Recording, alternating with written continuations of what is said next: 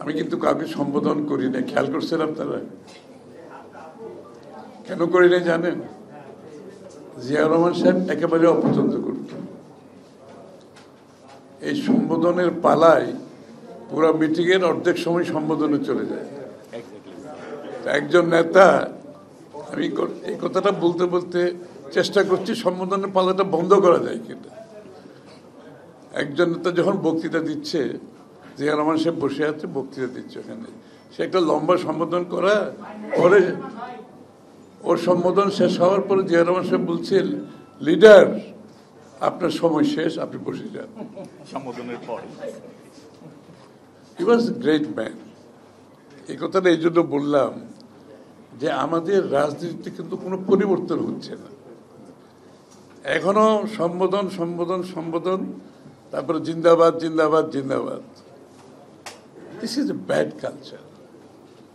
জিয়াউর রহমান সাহেবের এই ভিশন আমরা কিন্তু ফিরিয়ে আনতে হবে। তো এগুলো এই এখন কিন্তু কারো সময় নাই এখানে আপনি সম্বোধন করবেন, তারপরে জিন্দাবাদ জিন্দাবাদ বলবেন, এই সময় এখন কারোর নাই, মানুষের এই ধৈর্যও নাই। কিন্তু এই জন্য উনি বহুদিন আগে এই জিনিসগুলো বুঝতে পেরেছে।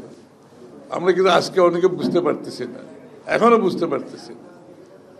এবং বাংলাদেশের বিশেষ করে আজকে আমি একটা কথা প্রতিনিয়ত বলে যাচ্ছি, এই স্বৈরাচার ফ্যাসিস্টকে বিতরণ করার পরে বাংলাদেশের জনগণের মনোজগতে যে বিশাল পরিবর্তন হয়েছে, প্রত্যাশা কোথায় গিয়ে পৌঁছেছে, আকাঙ্ক্ষা কোথায় গিয়ে পৌঁছেছে, এটা যদি আমরা ধারণ করতে না পারি তাহলে কোনো রাজনীতিবিদেরও কোনো ভবিষ্যৎ নাই, কোনো রাজনৈতিক দলেরও কোনো ভবিষ্যৎ নেই। এটা একদম পরিষ্কার ধারণা। যদি আমরা ধারণ করতে না পারি, এই আকাঙ্ক্ষাকে, এই পরিবর্তনকে আনতে না পারি, তাইলে আমাদের জিয়াউর রহমান সাহেবের দেশ গড়া হবে না। উনি যেটা করে গেছেন, ওনার পর আমাদের দেশনেত্রী বেগম খালেদা জিয়া চালিয়ে গেছেন, তারেক রহমান সাহেব তার স্পিরিটে আন্দোলনের মাধ্যমে আজকে দেশকে আমরা একটা মুক্ত অবস্থায় পেয়েছি। কিন্তু দেশ করতে গেলে জিয়াউর রহমান সাহেবের দেশ গড়তে গেলে জিয়াউর রহমান সাহেবের সে আদর্শ, উদ্দেশ্য, স্পিরিটকে ধারণ করতে হবে। উনি তো, জিয়াউর রহমান সাহেব তো শুধুমাত্র একজন প্রেসিডেন্ট ছিলেন না।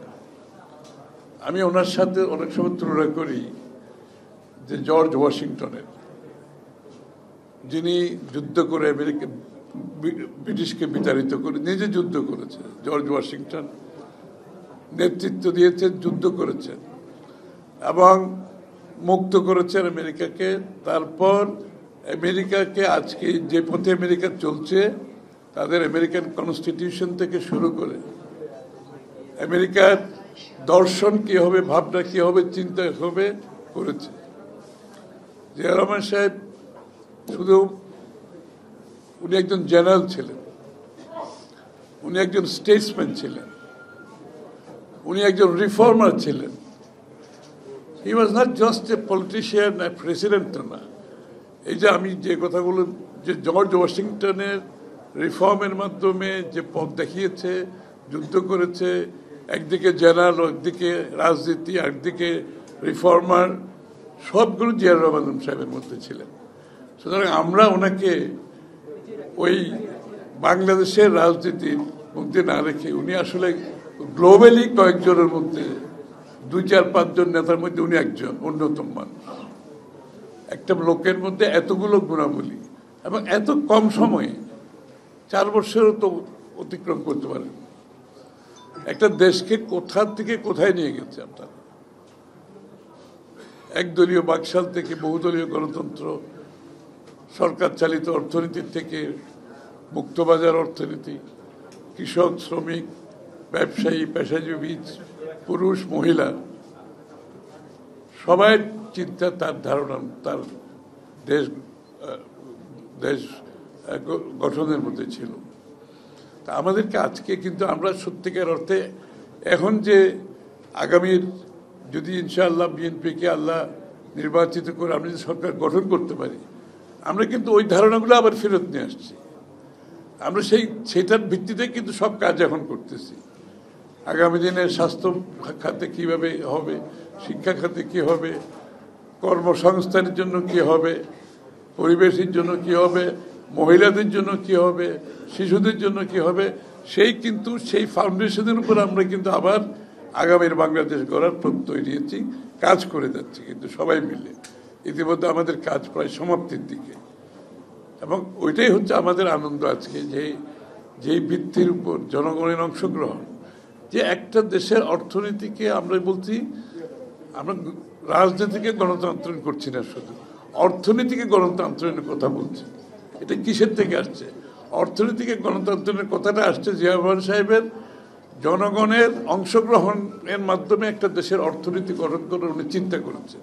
কৃষক, শ্রমিক, পেশাজীবী সকলের অংশগ্রহণে, সকলের জন্য অর্থনীতি, এবং অর্থনীতির সুফল সকলের কাছে যেতে হবে। সেটা কিন্তু আমরা আবার ফিরিয়ে এনেছি, এবং আগামীর বাংলাদেশের যদি শাসন ভার পায় বিএনপি, আমরা কিন্তু ঠিক ওই মডেলে আবার শাসন ব্যবস্থা প্রচলন করতে হবে এবং দেশকে এগিয়ে নিতে হবে। প্রত্যেকটি নাগরিকের অংশীজন হতে হবে দেশের অর্থনৈতিক কর্মকাণ্ডের সাথে, রাজনৈতিক কর্মকাণ্ডের সাথে, পরিবর্তনের সাথে সাথে, এবং এটার বেনিফিট তার কাছে যেতে হবে, সুফল তার কাছে যেতে হবে। এই যে মডেলটা জিয়া রহমান সাহেবের, এটা আমার কাছে অন্তত সবচেয়ে বেশি গুরুত্বপূর্ণ, এবং এই পথে আমাদেরকে চলতে হবে।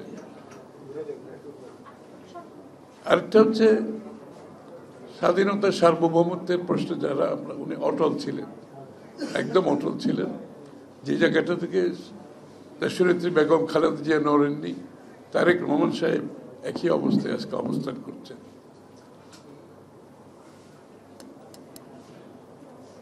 যেহেতু এটা সাংবাদিকদের অনুষ্ঠান, সাংবাদিকতাকে কিভাবে উনি মুক্ত করেছিলেন সবাই জানেন, যে নিয়ন্ত্রিত 4টি পত্রিকা থেকে যে সংবাদপত্রের যে কণ্ঠরোধ করা হয়েছিল বাকশালের সময়, পত্রিকা সব বন্ধ করে দিয়ে 4টি পত্রিকা সরকারের অধীনে ছিল, সাংবাদিক ভাইরা ভালো জানেন।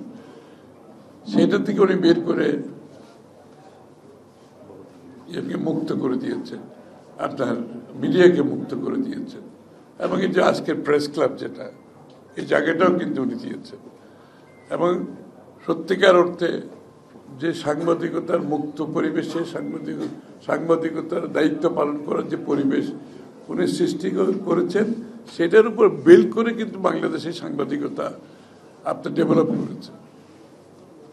এর মধ্যে সবচেয়ে যেটা আমার কাছে আনন্দের বিষয়, সেটা হচ্ছে আপনারা দেখেছেন 5ই অগাস্টের পরে আপনার স্বৈরাচার বিতাড়িত হওয়ার পরে তারেক রহমান সাহেবের একটা কার্টুন ছাপিয়েছিল, ওনাকে বিদ্রুপ করে একটা কার্টুন ছাপিয়েছিল, এবং এটার রিয়াকশনটা কি ছিল আপনারা খেয়াল করেছেন? ওনার রিয়াকশন ছিল, এই জন্যই তো আমরা এত বছর যুদ্ধ করেছি, এটা যাতে সাংবাদিকরা করতে পারে, এটা যাতে সাংবাদিকরা করতে পারে, এই ক্রিটিসিজম, এই কার্টুন তারা করার জন্য আমরা এতদিন স্বৈরাচারের বিরুদ্ধে যুদ্ধ করেছি। একটা স্টেটমেন্ট এনাফ না? আর কিছু বলার দরকার আছে? ওয়ান স্টেটমেন্ট, একটা স্টেটমেন্টের মাধ্যমে উনি বলে দিয়েছেন আগামী দিনের বিএনপির সাংবাদিকদের নিয়ে কি চিন্তা, মিডিয়াকে নিয়ে কি চিন্তা, একটা স্টেটমেন্টের মাধ্যমে প্রমাণ করেছেন। This is statesmanship. এটা বাবার জিয়া রহমান সাহেবের প্রতিফলন আমি এখানে দেখতে পাচ্ছি। এটা আমাকে এত আনন্দ দিয়েছে আমি বলতে পারবো না। ওইটা যে স্টেটমেন্টে দেখেছি, মাইকটা খুব ইয়ে করতেছে।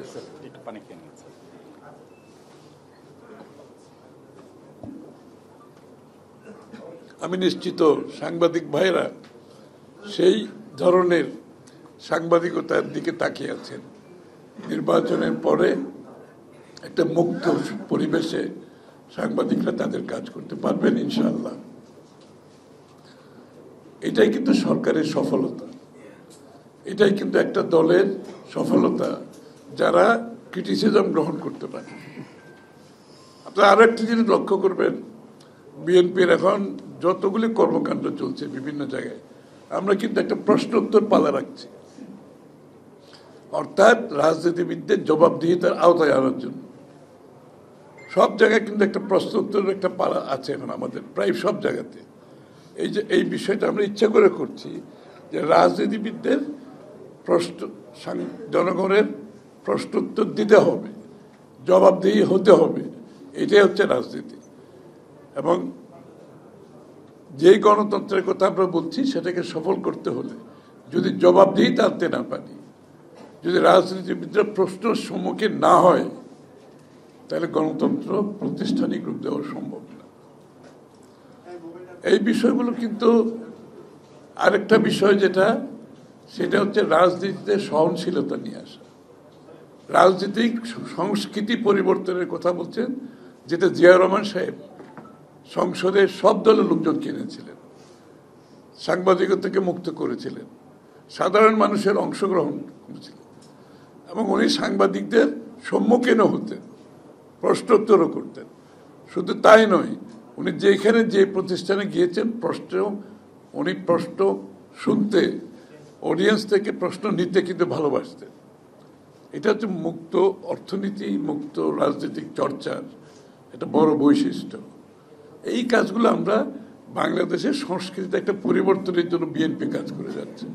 অর্থাৎ সহনশীলতা থাকতে হবে, অপরের সাথে আপনি দ্বিমত পোষণ করেও তার মতকে সম্মান জানাতে হবে, সহ অবস্থান থাকতে হবে ভিন্ন মত থেকেও। এই সংস্কৃতিতে আমরা আনতে না পারি, যেটা বিএনপি করতে চেষ্টা করছে, তাহলে কিন্তু শত সংস্কার করেও কোনো পরিবর্তন হবে না।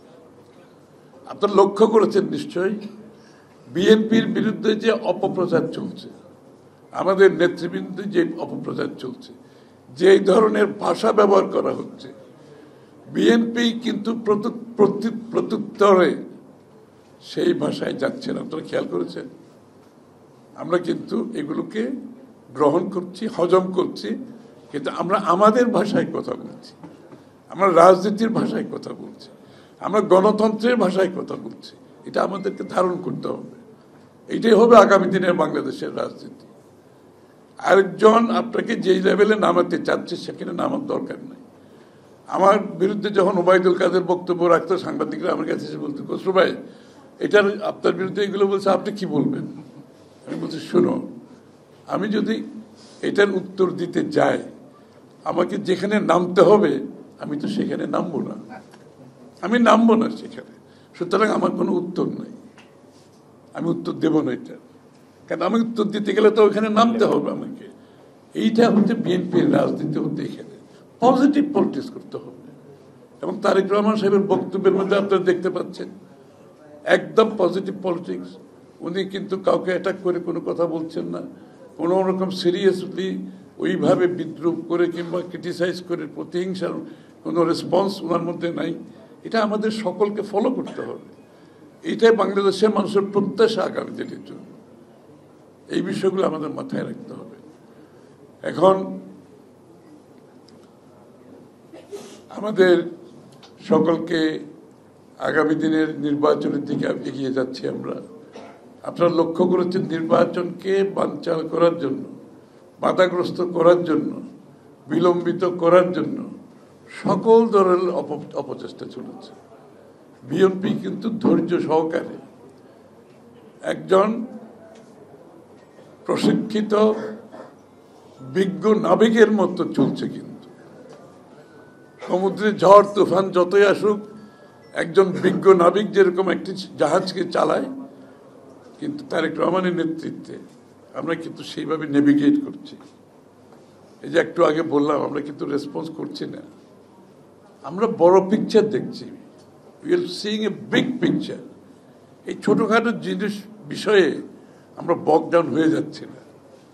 একটা রাজনৈতিক দল, নেতা, নেতৃত্বের সবচেয়ে বড় অ্যাট্রিবিউট হচ্ছে যে তার সে বড় পিকচারটা দেখছে কিনা। বড় পিকচারটা হচ্ছে বাংলাদেশ, বাংলাদেশের মানুষ, বাংলাদেশের জনগণের ভবিষ্যৎ। এটা হচ্ছে সবচেয়ে বড় পিকচার। সেদিকে আমরা এগিয়ে যাচ্ছি। যে কারণে এত বাধা বিপত্তি আসা সত্ত্বেও আমরা কিন্তু সকলে নির্বাচনের দিকে আমাদের দৃষ্টি নিবন্ধিত করেছি এবং সেদিকে আমরা এগিয়ে যাচ্ছি। একটি নির্বাচন হওয়ার পরে নির্বাচিত সরকার যারা জনগণের কাছে দায়বদ্ধ থাকে, যে সংসদ জনগণের কাছে দায়বদ্ধ থাকে, জবাবদিহি থাকবে, যতক্ষণ প্রতিষ্ঠিত হবে না ততক্ষণ বাংলাদেশের এই অবস্থা থেকে পরিবর্তন কোনো সম্ভাবনা নেই। এর আগে দেখেছি 15-16 বছর, এখন 14-15 মাস চলছে, কোনো নির্বাচিত সরকার বাংলাদেশের নাই। এবং নির্বাচিত সরকার না থাকলে 14-15-16 বছর এক ধরনের সমস্যা, যত 14-15 মাসে ভিন্ন ধরনের সমস্যা। কারণ জনগণের রিপ্রেজেন্টেশন নাই, এখানে জনগণের প্রতিনিধিত্ব নাই। সরকার এখানে, জনগণ নিচে, মাঝখানে ব্রিজটা অ্যাবসেন্ট, মাঝখানে যে সেতু সেটা নাই গণতান্ত্রিকভাবে নির্বাচিত সংসদ সরকার না থাকার কারণে। এবং সেই সেতুর না থাকার কারণে দেশ আজকে কোথায় যাচ্ছে আমার বলার প্রয়োজন নাই। আইন শৃঙ্খলা, অর্থনীতি শুরু করে সব দিকে একটি নিম্নগামী অবস্থায়, যেখানে রাজনৈতিক ব্যাকিং থাকবে না, রাজনৈতিক সমর্থন থাকবে না, সেখানে সেই সরকার জনগণের কথাও বুঝবে না, জনগণের কাছে দায়বদ্ধ থাকবে না এবং জনগণের চাহিদাও মেটাতে পারবে না। এই জন্য এই নির্বাচনের গুরুত্ব অনেক বেশি। আমরা সকলে মিলে এই নির্বাচনকে সফলভাবে জাতীয়তাবাদী শক্তিকে সমর্থনের মাধ্যমে আমরা একটি দেশে গণতান্ত্রিক অর্ডার ফিরিয়ে আনতে চাই। এবং একবার দেশে যদি গণতান্ত্রিক অর্ডার ফিরিয়ে আসে এবং দেশে যদি আমরা রাজনৈতিক সংস্কৃতিতে, যেটা আমি একটু আগে বললাম, পরিবর্তন আনতে পারি, দেশে স্থিতিশীলতা আনতে পারি, দেশে সহনশীলতা আনতে পারি, দেশে পরস্পরের প্রতি সম্মানবোধ আনতে পারি, বাংলাদেশ, যেই বাংলাদেশ গড়ার স্বপ্ন জিয়াউর রহমান সাহেব দেখেছেন, যেই বাংলাদেশ আমাদের দেশের নেত্রী বেগম খালেদা জিয়া করেছেন, আর যেই বাংলাদেশের স্বপ্ন দেখছেন তারেক রহমান সাহেব আমাদের সকলকে নিয়ে, সেটা আমরা করতে পারবো ইনশাআল্লাহ। ইতিমধ্যে আপনারা দেখেছেন কথাগুলো আমি বলছি এই কারণে যে রাজনীতিবিদরা রাজনৈতিক রেটোরিক্সের মধ্যে থাকে। বিএনপির রাজনীতি কিন্তু রেটোরিক্সের বাইরে। আমরা কিন্তু খুলে বলছি সব, আগামী দিনে বিএনপির চিন্তাটাকে আমরা সব খোলাখুলিভাবে বলছি। শুধু পলিটিক্যাল রেটোরিক্সের মধ্যে থাকলে সেটা মানুষের কাছে গ্রহণযোগ্য আর হবে না। এখানে একটু ট্রাস্টের সমস্যা আছে, সত্যিকার অর্থে বলছি। এই জন্য জনগণ জানতে চাই আগামীর বাংলাদেশকে আপনারা কিভাবে দেখছেন, কি স্বপ্ন আমাদেরকে দেখাচ্ছেন। স্বাস্থ্য খাতে আমরা বলেছি যে বিনামূল্যে প্রাথমিক চিকিৎসা প্রত্যেকটি নাগরিককে দেওয়া হবে, বিনামূল্যে। এবং তার সাথে সাথে তার আগের স্টেপ হচ্ছে যে প্রিভেন্টিভ হেলথ কেয়ার, যেটা যে রোগ প্রতিরোধ করার জন্য যে কেয়ারগুলো দরকার সেগুলো আমরা আমাদের পলিসিতে আনছি। এবং রোগে আক্রান্ত হলে প্রাথমিক চিকিৎসা বিনামূল্যে দেওয়ার ব্যবস্থা হচ্ছে। তার পরবর্তী স্টেজে, অর্থাৎ আপনি গ্রামে গঞ্জে বসে আপনার চিকিৎসা পাবেন, সেখানে আপনার চিকিৎসা উপস্থিত থাকতে হবে। এবং তারপর স্টেজে যদি আপনার না হয় তো আপনি শহরে যাবেন, ওখানে চিকিৎসার ব্যবস্থা থাকবে। তা না হলে ডিভিশনাল শহরে যাবে, তারপরে ঢাকায় যে আসতে হবে ঢাকায়, দরকার তো নেই। আমরা শিক্ষা ব্যবস্থায় আমরা পুরো বড় ধরনের পরিবর্তন আনতে যাচ্ছি। এবং শিক্ষা ব্যবস্থায় সাধারণ শিক্ষার সাথে আমরা কারিগরি শিক্ষাটা স্কুল থেকে শুরু করতে যাচ্ছি। কারণ স্কুল থেকে কারিগরি শিক্ষা না হলে ছেলে মেয়েদের মাথায় ঢুকে দেয়, যে কারিগরি ব্যাপারটা তাদের মাথায় ঢুকে দেয়। সবাই metric, IA, BA, MA, PhD করার দরকার নেই। চায়নাতে 60% ছাত্ররা ভোকেশনাল এডুকেশনে চলে যায়, স্কিল ডেভেলপমেন্ট চলে যায়। এবং এইটাই হচ্ছে বড় শক্তি অর্থনীতির জন্য। আর যারা উপরের দিকে দেয় সেটা ভিন্ন ধরনের শক্তি। সুতরাং আমরা শিক্ষা ব্যবস্থায় বড় পরিবর্তন আনছি। আমরা 1 কোটি কর্মসংস্থানের ওয়াদা করেছি 18 মাসে। আই রিপিট, 18 মাসে 1 কোটি কর্মসংস্থান ওয়াদা করেছি। এখন ওয়াদা করলে রাজনীতিবিদরা বিশ্বাস করবে কেন? কিন্তু আমরা কিভাবে বাস্তবায়ন করব সেই পরিকল্পনা আমরা সমাপ্ত করেছি। কোন সেক্টরে কত হবে, কত কর্মসংস্থান হবে, কত আত্মকর্ম, আমরা কিন্তু আত্মকর্মসংস্থানের উপর অনেক বেশি জোর দিচ্ছি। কর্মসংস্থান তো আছে, আত্মকর্মসংস্থানের উপর বেশি জোর দিচ্ছি। বিদেশে কর্মসংস্থান কত হবে, কোন সেক্টরে কত হবে, এটার জন্য কত বিনিয়োগ করতে হবে, এটার জন্য স্কিল ডেভেলপমেন্ট কী করতে হবে, এটার জন্য ট্রেনিং কী করতে হবে, এটার জন্য আমি কতটুকু বিনিয়োগ করব, এটার জন্য আমি কতটুকু আমার গ্রামে গঞ্জে যারা আমাদের মৃত্তিকা শিল্পী, কুটির শিল্প, যে আমাদের এই যে বিভিন্নভাবে গ্রামে গঞ্জে যারা কাজ করে তাদেরকে আমরা সাপোর্ট দিচ্ছি। আমরা মেগা প্রজেক্টের চিন্তা করছি না। আমার গ্রামে যে একটা মহিলা একটা মৃত্তিকা শিল্প করছে, একটা কুটির শিল্প করছে, তাকে আমরা এখন ঋণ সুবিধা দিতে চাই, তাকে আমরা তাদের কাঁচামালের সুবিধা দিতে চাই, তাকে আমরা স্কিল ডেভেলপমেন্টের সুবিধা দিতে চাই, তাকে আমরা ডিজাইনিংয়ের সামর্থ্য দিতে চাই, ডিজাইনিংয়ে তাকে আমরা ব্র্যান্ডিং করতে চাই, তাকে আমরা সরাসরি সেলিং প্ল্যাটফর্ম দিতে চাই, যে বিক্রির জন্য অ্যামাজন, ইবে এগুলোর উপরে সরাসরি সে গ্রাম থেকে যাতে বিক্রি করতে পারে। এটা প্যাকেজ, এখানে বিনিয়োগ আছে। সুতরাং আমরা মেগা প্রজেক্টে না গিয়ে আমরা এই জায়গাগুলোতে করবো। দেশের প্রত্যেকটি মানুষ যে অর্থনীতিকে গণতন্ত্রায়নের কথা আমরা বলছি, এটা কিন্তু কেউ কোনোদিন বলে নাই। রাজনীতিকে গণতন্ত্রায়নের কথা সবাই বলে, কিন্তু অর্থনীতিকে গণতন্ত্রায়ন করে প্রত্যেকটি মানুষের কাছে বেনিফিট পৌঁছে দেওয়া, প্রত্যেকটি মানুষ অর্থনীতিতে সম্পৃক্ত হওয়া, তার অবদান রাখা, তাই সে সেখান থেকে লাভবান হওয়া, যে নতুন অর্থনৈতিক মডেল আমরা চিন্তা করছি, সেটা হচ্ছে প্রত্যেকটি নাগরিকের জন্য। একটা পৃষ্ঠপোষকতার মাধ্যমে একটা গোষ্ঠী যেটা লুটপাট করেছে, পৃষ্ঠপোষকতা ছাড়াও যারা অর্গানাইজ গ্রুপ তারাও সুবিধা পেয়েছে, কিন্তু বাকি লোকগুলো তো আমাদের সত্যিকার অর্থে অর্থনীতি থেকে বাইরে রয়ে গেছে। না তারা অর্থনৈতিক সহায়তা পেয়েছে, না তারা সেটার সুবিধা পেয়েছে। এই যে বিশাল একটা চিন্তা বিএনপি আগামীর, শুধু রাজনীতির জন্য নয়, অর্থনীতিতে বাংলাদেশের মানুষকে বেনিফিট সুবিধা প্রদান করার জন্য, এই কথাগুলো আমাদের জনগণকে আমরা বলছি। আমরা প্রস্তুত হয়েছি, আমরা ডে ওয়ান থেকে কাজ করবো ইনশাল্লাহ, কারণ আমরা সব প্রস্তুতি সম্পন্ন করেছি, এগুলোর উপরে সম্পন্ন করেছি। দেশি বিদেশি এক্সপার্টরা এখানে কাজ করেছে, এখনো করছে, এবং সুতরাং বড় আয়োজন এবং বিনিয়োগের ধারা চেঞ্জ হয়ে যাবে। পৃষ্ঠপোষকতার রাজনীতি থেকে বের হয়ে জনগণের, সর্বসাধারণের অর্থনীতিতে আমরা ফিরে যাব ইনশাল্লাহ। জিয়া রহমান সাহেব এই কথাগুলো এই জন্য বলছি, সবগুলো কিন্তু অরিজিনাল চিন্তা জিয়া রহমান সাহেবের। উনি লেভেল প্লেইং ফিল্ড করছে সবার জন্য, এখানে কৃষক, শ্রমিক, পেশাজীবী, ব্যবসায়ী, সর্বস্তরের মানুষের জন্য, মহিলাদের অংশগ্রহণ। আমরা মহিলাদের অংশগ্রহণের উপর অনেক বড় জোর দিচ্ছি। এই যে সুবিধাগুলোতে কিন্তু সবচেয়ে বেশি লাভবান মহিলা। আমরা আইটি, কম্পিউটারের উপরে অনেক জোর দিচ্ছি গ্রামে গঞ্জে। আমরা চাইব কল সেন্টারগুলো আমরা গ্রামে গঞ্জে করতে চাই, ছেলে মেয়েরা যাতে গ্রামে বসে তার কল সেন্টার, এবং তার জীবন জীবিকা বদলে যাবে। তারা যে পরিমাণ আয় করবে সব জায়গায় চাকরি করে সম্পূর্ণ জীবন জীবিকা বদলে যাবে। তারা ট্যাক্স পেয়ার হয়ে যাবে, তারা ট্যাক্স পে করতে পারবে। ওই জায়গায় তাদের আয়কে আমরা নিয়ে যেতে চাচ্ছি। তাদের ট্যাক্সের মাধ্যমে যে ট্যাক্সের সমস্যার সমাধান করতে হবে। সুতরাং প্রত্যেকটি মানুষকে আমরা চাই, শুধু রাজনীতিতে নয়, অর্থনীতি, সমাজে তাদের অংশগ্রহণকে আমরা অনেক জোর দিচ্ছি এখন। তো সব কিছু অরিজিন হচ্ছে জিয়া রহমান সাহেব। কথাগুলি এই জন্য বললাম, আমরা কিন্তু আমাদের ইন্সপিরেশন কিন্তু ওখান থেকে সব কিছু আসছে। বেগম খালেদা জিয়াও সেই কাজটা করেছে, তারেক রহমান সাহেব এটা করছে। বর্তমান প্রেক্ষাপটে আমরা আরও বৈশ্বিক প্রেক্ষাপটে এটাকে আরও বড়ভাবে নির্বাচনের দিকে যাচ্ছি, এবং এই জন্য দেশের মানুষের কাছে এই কথাগুলো পৌঁছে দিতে হবে। লাস্টলি আমি যেটা বলবো, নির্বাচনকে সামনে রেখে আজকে বোধহয় একটা রায় হয়েছে তত্ত্বাবধায়ক সরকারের পুরো প্রবর্তনের ব্যাপারে। আমরা এটাকে স্বাগত জানাই। এটার জন্য আমরা অনেক ত্যাগ স্বীকার করেছি, আমরা অনেক প্রাণ দিয়েছি।